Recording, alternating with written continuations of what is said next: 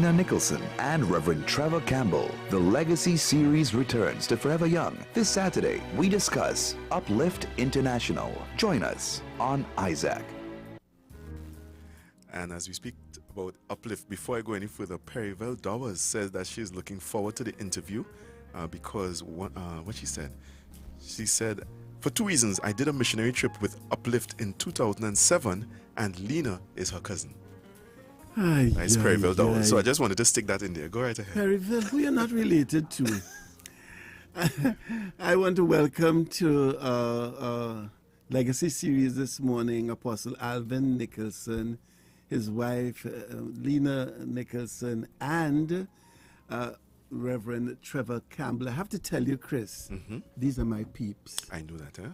That I know. These are my peeps. Apostle Alvin Nicholson was my Sunday school teacher. And you always speak primary about him. Boys. Serious? Yes. Wow. Yes. And then he was my pastor. And I throw in a little thing then say he's my friend. Would he say that same thing? Would he? I adjure you now, sir, to say 2 out of 3 not too bad. 2 out of 3 not too bad. 2 out of 3. And I did a duet. I did a duet with his wife. Really? When she sang with the gospel airs. Okay. Where's the recording of such? We need these things, man. And I know Pastor Trevor Campbell before he was saved. So let me close the interview. Yes, that's it. That's it. Good morning, Apostle. Good morning to you and welcome. Chris, Thank you. Now I'm hearing them. Yes. So, what brings you to our shores these days, sir? And I'm not talking uplift now. I know you uplifted yourself out of Trinidad and Tobago. No, I would rather say the Lord uplifted my family. Inquiring minds would like to know if you have retired now from the ministry in Toronto. Well, what has happened is that after many years, in fact 25 years to be exact, of ministry in Toronto, added to the number of years of ministry here, the numbers are so large sometimes I'm afraid to add them up, because I started at 19, I'm now 75, in a few days I'll be 76. So it's a lot of years of ministry. And we definitely felt the call of God to be in Canada. And after a while, the Lord really asked me a serious question. And he said to me, how can I best serve his kingdom at this time of this season of my life? And I was not in a hurry to answer because I didn't want to say the wrong thing. But I felt the strong urge to relinquish the one individual church and be available to be used by God in the body. And that's what we've done. There's a young man who was with us for 23 years at the church and served as my assistant as 10 years. And I just felt, no, this is someone we can release the body, the local body into. I'm still, pastor emeritus, whatever you want to call it. We have a real dynamic thing going, and things are going great. So what brings me here now is that we felt that after so many years of not having some extended time of ministry, let's do it. But last November, October, November, we were in Montserrat for 3 months. St. Thomas for 3 weeks, Montserrat for a month. And then right after that, we were supposed to come to Trinidad. I don't know if you call this chicken or not. Just about that time, the numbers of people dying and getting COVID in Trinidad were just going through the roof. And my wife and I looked at each other and said, are you sure you want to go to Trinidad? No. And we decided no. So this is the end of that time of sabbatical. And so we are here in Trinidad, right presently in Tobago. So that's what brings us here now. In addition, my sister is opening a business, a cafe, and so we all want to be here to bless that. I know you married a very young lady, and good for you. Thank you. Good thank for you. But she has been involved in ministry. Good morning, Sister Nicholson. You've been involved in ministry at several levels over the years, both at Women's Aglow, as ministry in the church, in the local church, and so. Now, have you joined your husband in this new thing of retirement? Well, yes, because we are in this together. It's not just me. I know that God has his own, specific assignments for us individually, but we work together as a team. And so I am really privileged to be a part of what God is using him to accomplish right now. And so I am available for whatever the Lord wants me to do. So this is our season right now, and I really appreciate it. Apostle Nicholson, the Nicholson brand is one that has consistently been involved in the development of people, in the spreading of the gospel. And so it's not surprising that you are now involved, or you've been involved with Uplift. Tell us what Uplift has been promoting across the globe, and what you're celebrating now. Yes. Well, Uplift is a short-term missions movement, and we have as a tagline, making a difference in nations. Well, how this whole thing started about, I was walking, and I remember the same side of the road, almost the same spot, where I had this divine encounter in the road, in the middle of the day.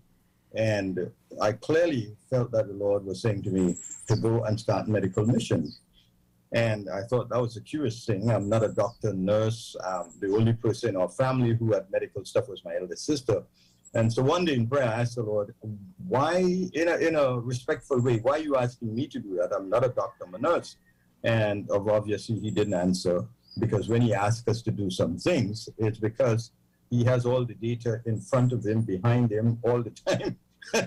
and asking him a dumb question like that shows the fact that we are ignorant, we don't know. So anyway, that was just about the time when we went to Canada. And then while they're pastoring, the Lord reminded me after the first year, I put it this way, he tapped me on my shoulder and said, don't forget what I told you to do.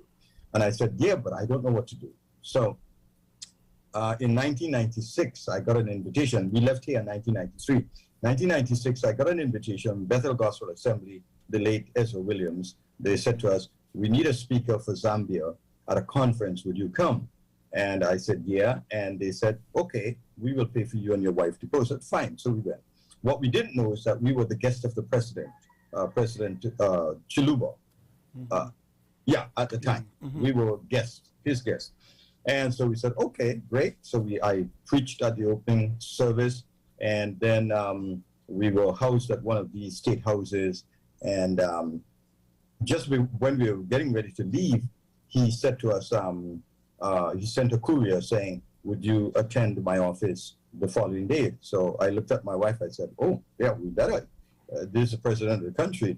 He must be able to get us a flight on another, two seats on another flight. So we went into his office. We sat down. He knelt on the carpet and began praying for us. And I thought, this is a little bit strange. I'm the talker, my wife is the quiet one. That day, my wife was the talker and I was the quiet one, because I wasn't so sure whether I was in a dream, a vision, or what. The president of a nation kneeling on the carpet, praying for my wife and I. He was finished, and this wasn't a 2-minute prayer either. He got up, sat down, took an hour, told us his life story, how he got saved in prison, and all of that stuff. At the end of the interview, gave us a couple of gifts, but before that, he looked at me and says, Reverend, would you help me help my people? I said, Mr. President, we will do all in our power to help you. Errol, I didn't have a clue what I was going to do. So we left there, went on the plane, and there's a 10-hour flight from Lusaka to London. On the plane, God and I are having this little thing, and I said, but God, that was a setup. Did you really expect me to tell the man, no, I'm not helping you people? I said, what am I going to do to help them? And on that plane, between Lusaka and London, God downloaded to me exactly what we've been doing for 25 years. I mean, that in itself is just an amazing understanding. So what we do is we invite people in the rest of the world, people call it developing world, but the rest of the world, and say to them, could you spend a week, 2 weeks, 3 weeks of your time imparting and impacting, and also learning, because this is a two-way thing, but sharing with people what you are, what you have, what you can do, so that we can advance the work of the kingdom. So we started out with medical stuff, we started out with agriculture, we started out with a whole range of things. So we went there, and in Jesus' fashion, if there is a need, we would like to meet that need, because speaking the gospel is not the only need. It is the most important need, but not the only need. So we have seen throughout the years what meeting the needs of people around the world in nations, particularly through medicine, the tremendous difference and change that has made. Mm-hmm. And of course, you have been doing this with Sister Nicholson. I had to say Sister Nicholson. With Sister without her, I don't think I could make it. How many countries on the continent have you been visiting in this exercise? Well, we have overall. I need to say a bit about my brother Wharton, Bishop Wharton, out of New York. He, for 38 years ago, he took me to Ghana, and that was my first trip to But 25 years ago, we started out doing the Uplift mission. So between the both of us, I think it's 16 different countries that we have ministered in and effectively worked. But in terms of Uplift, there are 8 countries that we have done quite significant work in. And they would include Ghana.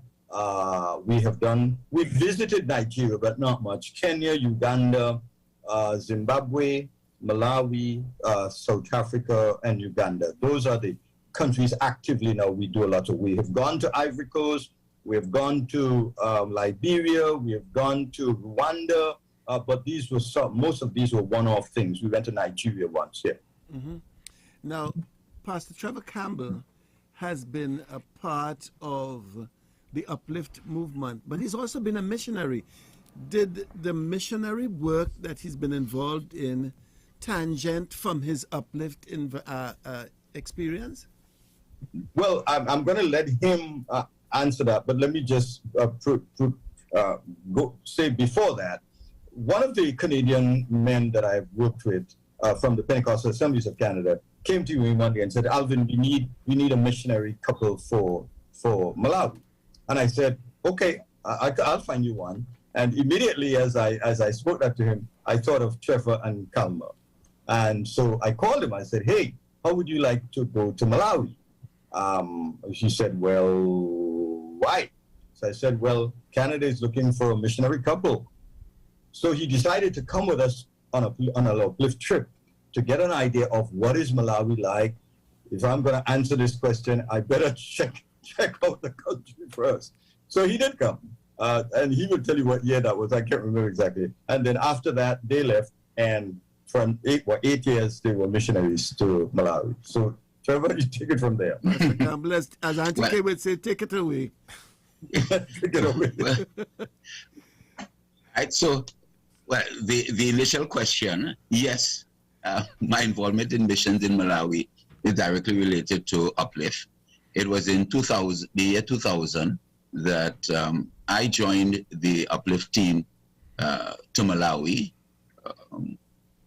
and then we returned in 2001, my wife and I, and our second son, Kerwin, to pick up the missionary work here. So, yes, in a simple answer, yes, it is directly related to Uplift.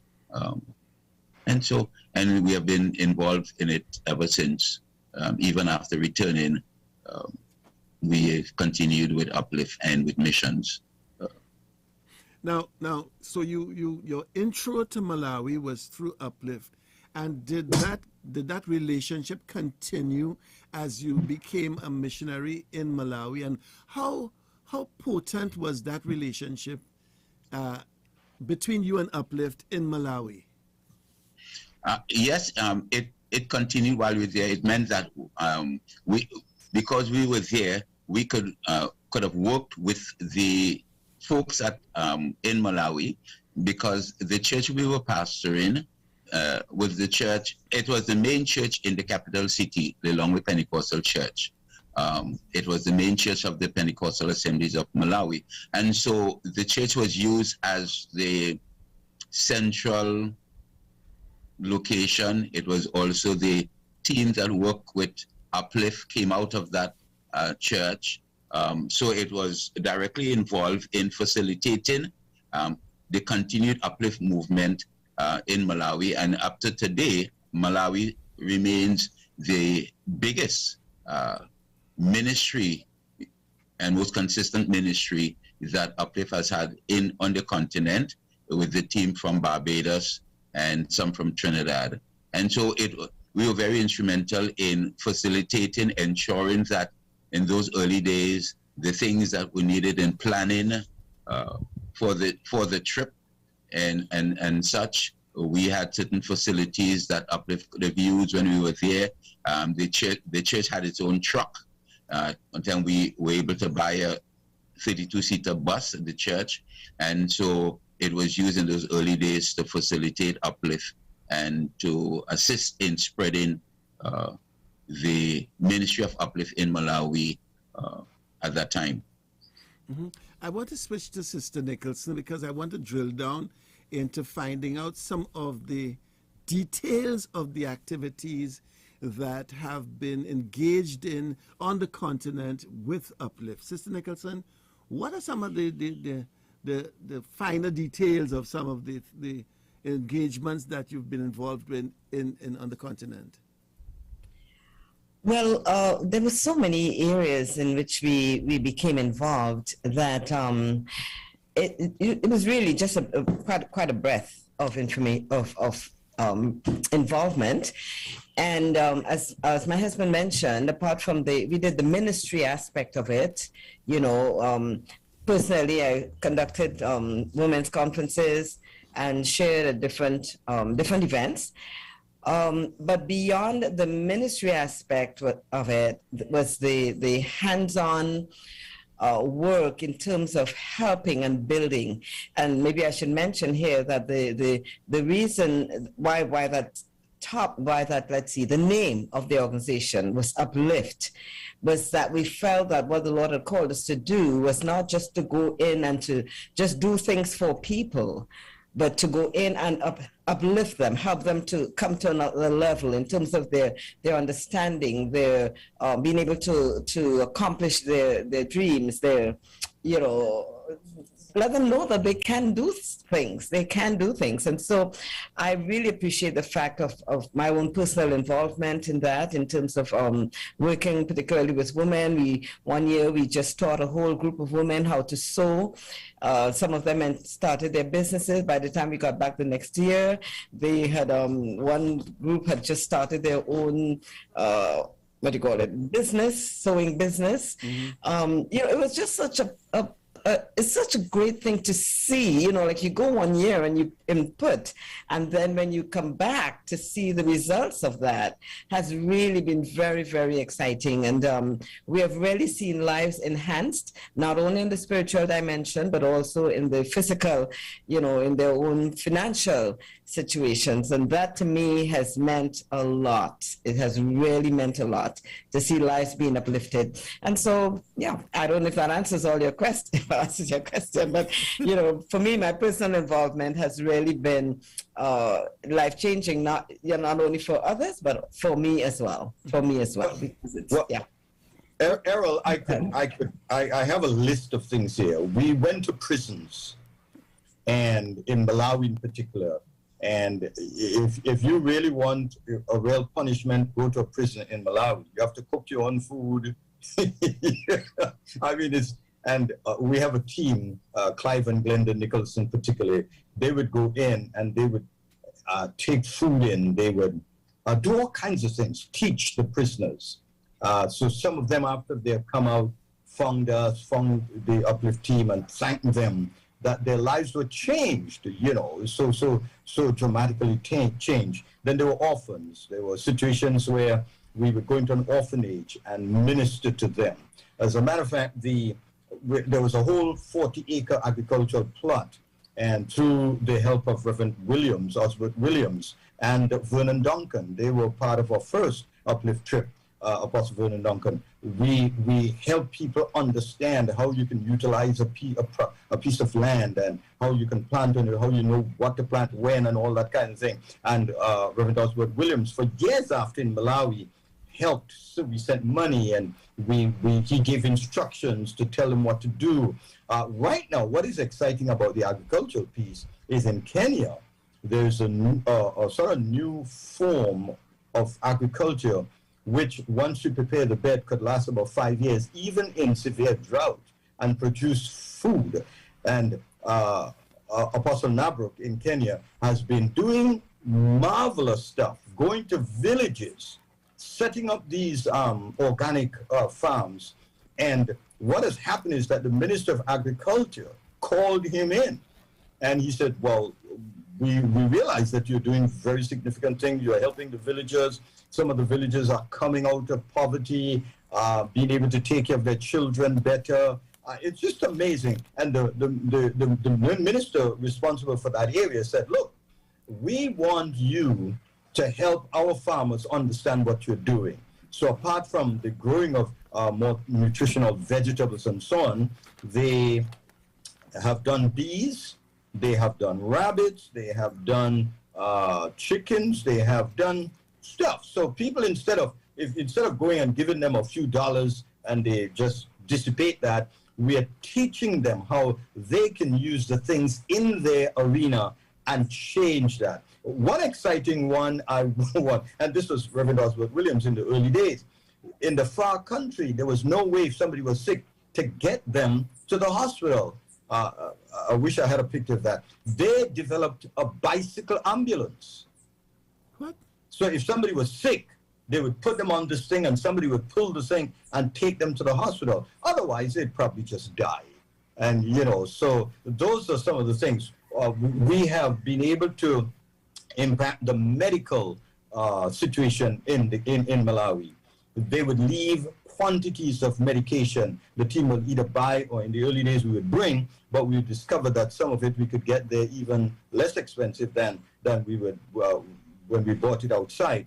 And so before the team leaves, we will take a whole stack of stuff to the main hospital in Lilongwe and say, this is a gift from Uplift. As a matter of fact, the medical part of it has so impacted Malawi that the president, I'm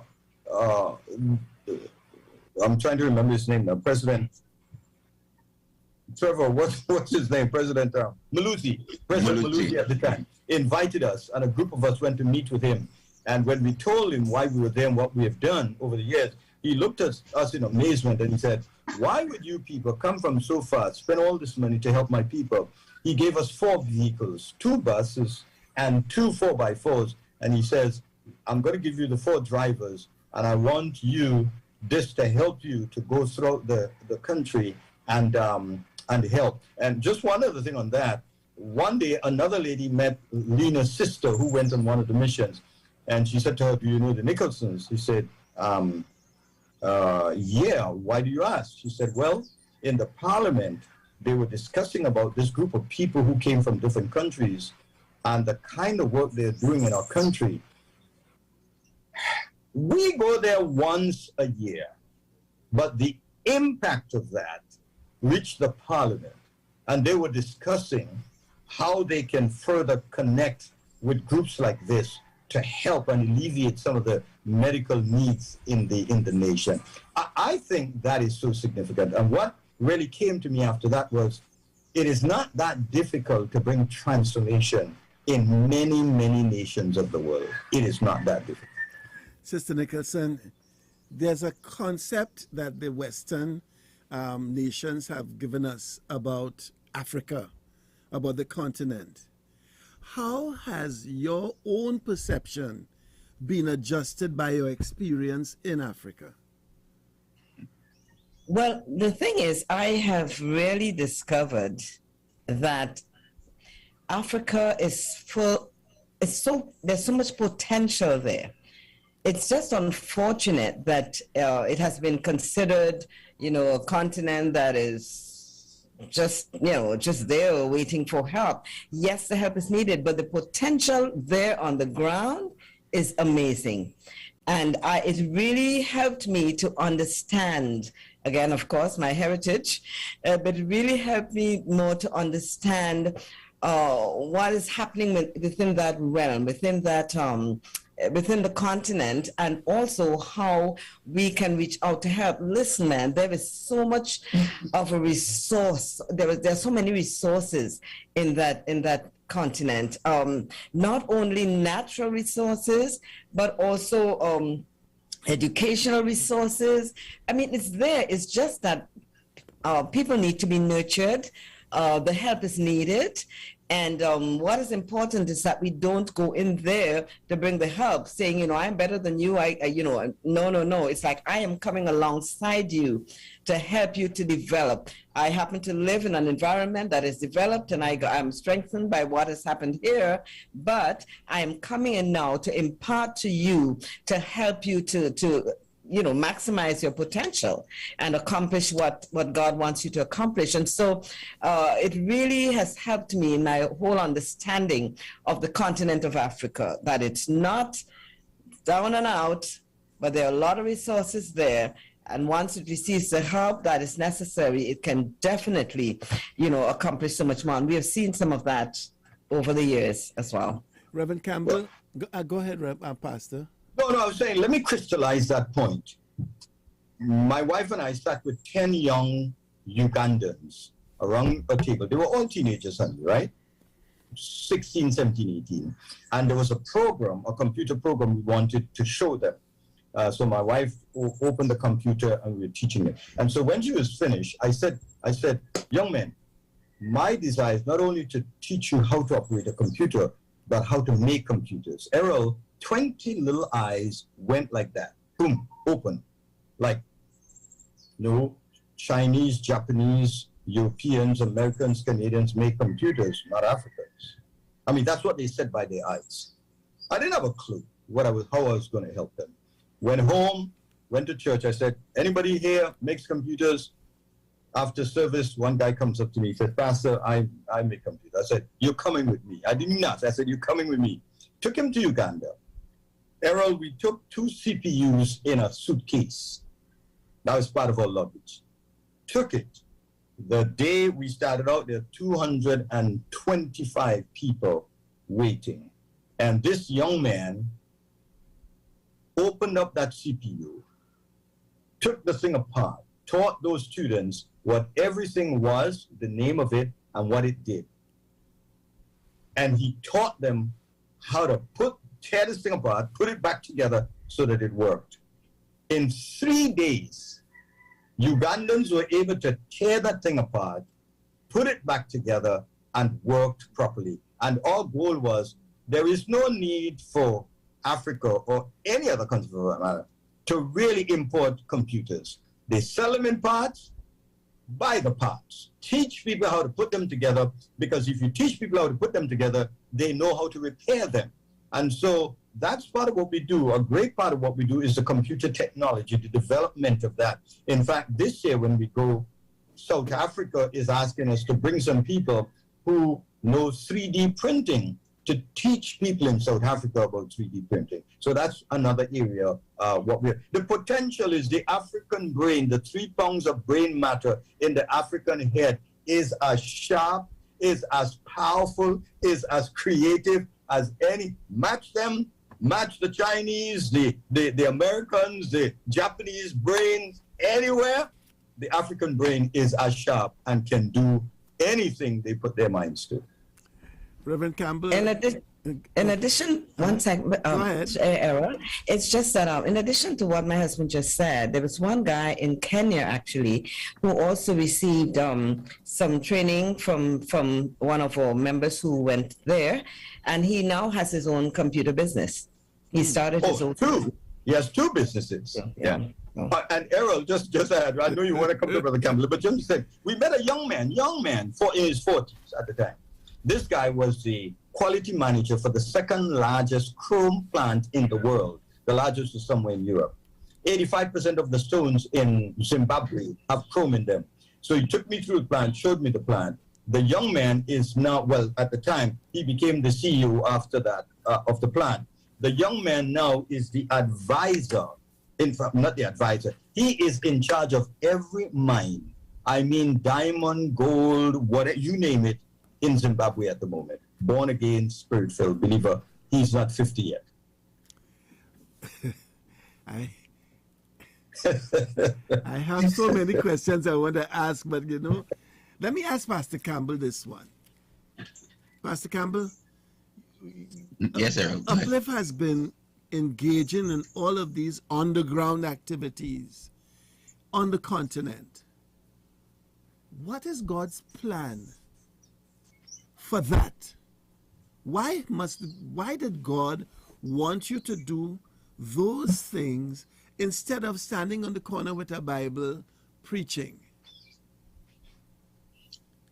Well, the answer to that is that I think what Jesus Christ, if you go back to what Jesus Christ did, and I think Apostle Nicholson alluded to it when we started to speak about the fact preaching the gospel and getting people into a relationship with God is the primary function of the gospel, but it's not the only. Right? But the other aspect of it in terms of helping people, developing people, is also enshrined in the gospel. And so as people see the reality of the gospel lived out, when people are helped, people are better, people are uplifted, they begin to understand what Christianity is all about. Christianity is about reaching people. We still have to live here on earth. We still have to live every day. We still have to make a living and take care of our family. And the gospel is about letting people know that God is concerned in every area of your life and bring transformation, and they're better able to appreciate the gospel of Jesus Christ. And so it has helped. My thought of, let me go back to mission. I got saved, and I thought mission.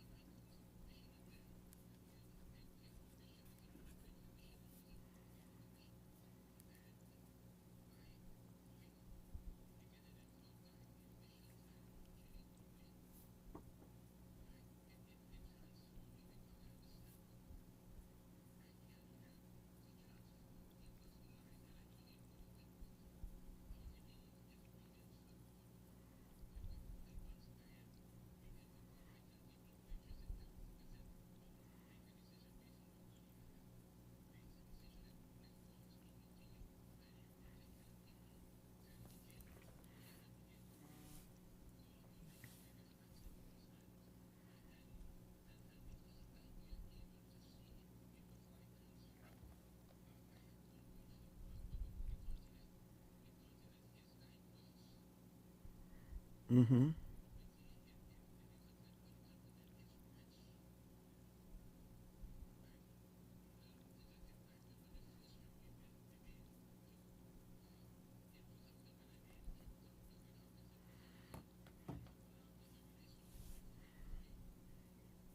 Mm.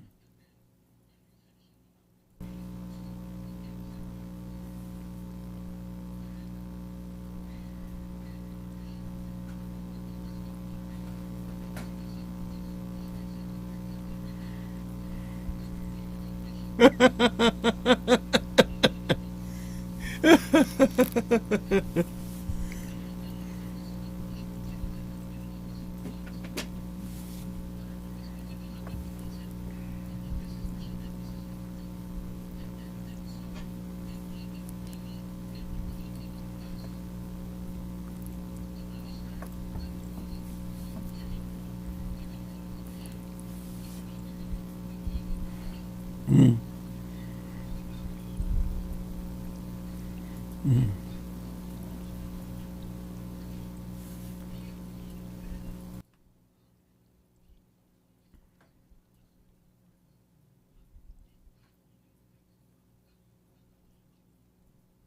Mm.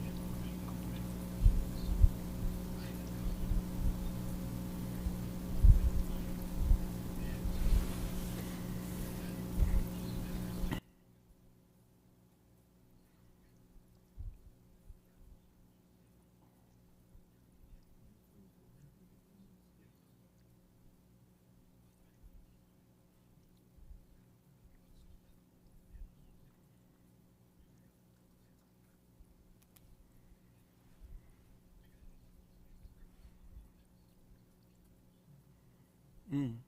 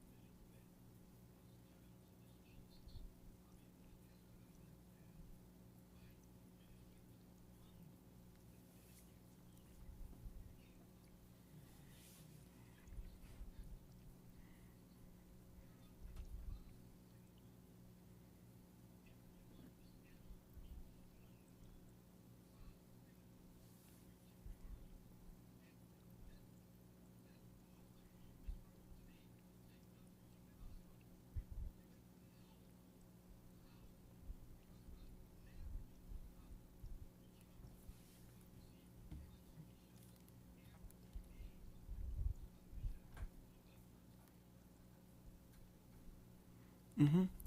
Uh, we're gonna we go ahead. Mm-hmm.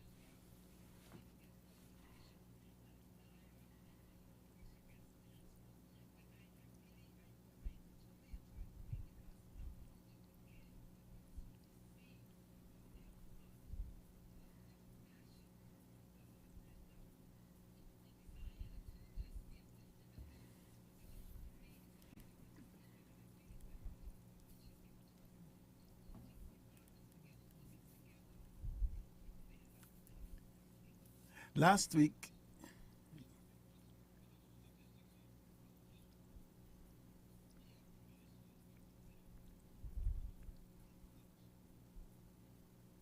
mm-hmm.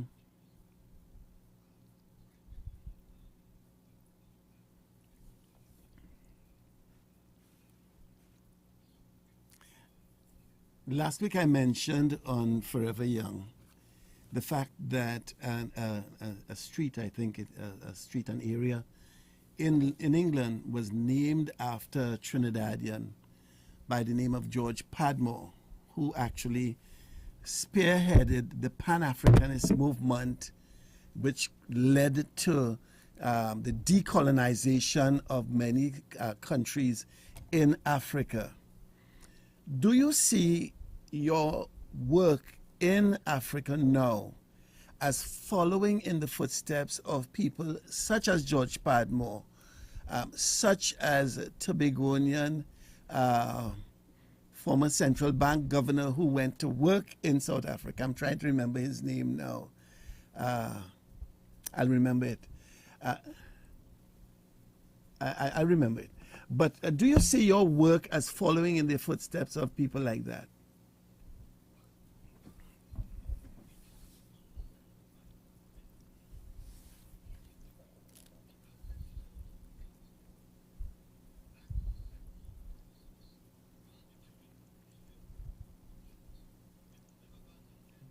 that a Western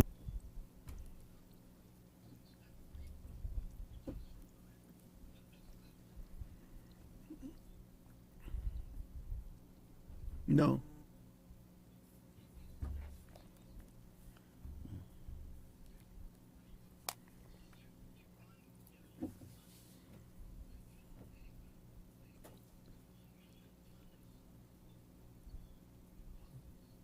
Oh yeah, I saw a photograph of that. Yeah.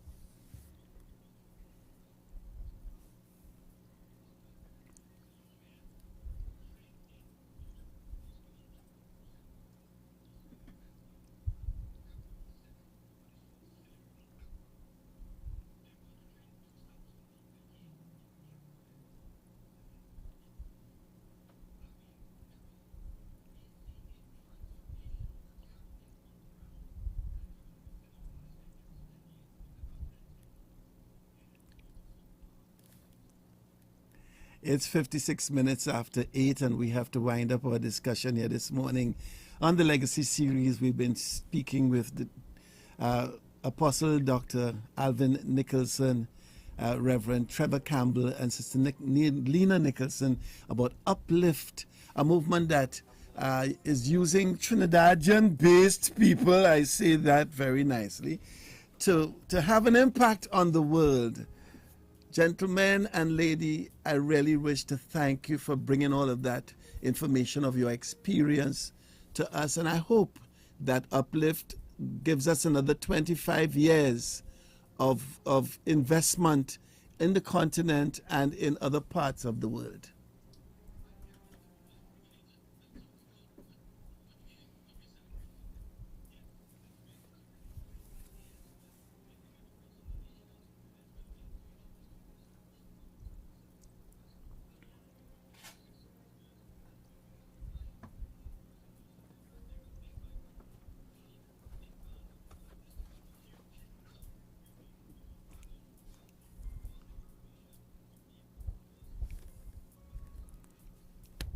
Thank you very much. God bless you. God bless you guys. Want to squeeze in just a few messages. Beverly from South Sudan says, South Sudan is waiting on you guys. The perception of the African continent. Yes. Wonderful. She says the perception of the African continent is so skewed. Yes, there's poverty, but yes, there are some very brilliant people on the continent. It is amazing to see some of the inventions from young children. There are some cities in the continent that will marvel you. Catherine Wharton also sent pictures of her trip. She has a picture of Mubafa Baker, the Maola, is it, prison? I know Inmates that name. cooking. Yeah, I know that name as well. And how is it pronounced? Maola prison. You need to get a hold of Catherine. All right, you can message. I'm sure you can message Uncle Brother, and we will forward the information. Who's to Uncle you. Brother? Who's Uncle Brother? J.R. Lewis. Sister Lord says Pastor, I'm not sure how you pronounce this name, is with her, and he's enjoying the program as well. So many people are being blessed by the program. Perry Veldawa says Eric Bob was the central bank governor who went to Africa. Eric Bob and Willie Dimas. Yes. Yeah. So blessings going out to all of you, and thank you so much once again for being a part of the Forever Young program. God bless you. Bless you. God bless. Why are you smiling from ears to ears now? Why your teeth want to touch your ears this morning? I just enjoyed the interview. Those are my peeps. That is your peeps. I see it. I'm seeing it all over your face. I take full responsibility. You take full responsibility? Yeah. Well, we just have 30 seconds to say goodbye, I know. Bye. But Okay. So Wendy Hazelholder says, Hello, Happy Mickey. Father's Day to Uncle Brother and Chris. Excellent interview as well. Pastor Cummings in Boston, he says, my wife and I are in charge of missions and outreach at our church, Destiny Life Center International, and they hope that the interview was being recorded as well. Good. So I believe you can access it on our YouTube channel, FBN TV. Good morning to Neela. She says, Chris J, I went to Uganda. I'm blessed. Yes, you are. Blessings to you. So as always, want to send love and blessings to my parents. I've never been on the continent, you know. Really? No. I went to India a couple of times. I love India. We have never been to Africa. Never been to Africa. Wow, I guess that will change just now. Well, I will have to As go. you visit some more international nationals. Being a retired person, you know, I plan to visit Trinidad more often. I realize. Take me. No, I can't sing that. Just carry me. No, we can't sing that. You know that song? You mean take me back to No, take me with you. to Losiro? Far away. What? Oh, okay. As always, want to send love and blessings to my parents. Cuthbert Joseph the Bishop, happy Father's Day to you. My brother Curtis Joseph, happy Father's Day. Claudius Joseph, happy Father's Day. All the men of New Dimension Ministries, happy Father's Day to you guys. Also want to send love to his beautiful wife, my mom, Celine. Love you plenty. My beautiful, hardworking wife, Avanel. It's a season, but God is Hi, faithful. Avanel, my friend. Much love and blessings to you. And I just want to remind Avanel that tomorrow is Father's Day. I just thought I should say that. Oh, yeah. Yeah, tomorrow is But just Father's now, Mickey, you're a father too, aren't you? So we want to remind Maria that tomorrow is Father's Day. Mickey seems quite silent. You trying to pretend to be the strong, silent type? Love you so much, our beautiful daughter Imara, and our handsome, creative son Amani Christoph. Could not do it without you guys. And hey, Auntie Tanya and Uncle Tempo, they'll be celebrating their 54th wedding anniversary on Father's Day. Yeah. Happy This just in. anniversary, honey. Happy. Honey. Okay. And Mr. Honey. There's honey in the rock. Anyway, let's go. Mickey is up next. Chris J and Uncle Brother saying bye-bye. Reminding you, don't package your dream to fit within your budget. And broken crayons can still color. Anthony Bradshaw, I believe. Okay, good morning to you and all those who are locked in and locked on. Bye-bye. Be gone.